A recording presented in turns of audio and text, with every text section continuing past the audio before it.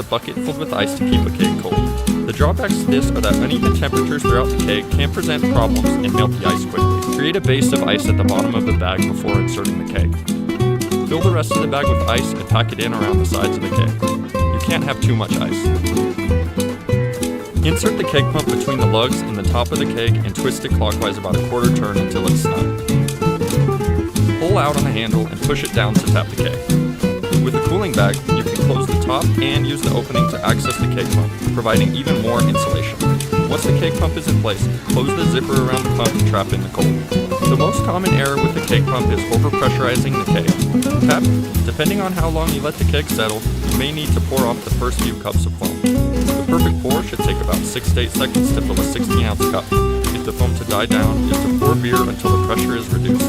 When pouring, make sure you open the faucet all the way so as not to restrict the flow. Only pump it when you need to. With a little patience and practice, you'll be pouring perfect cups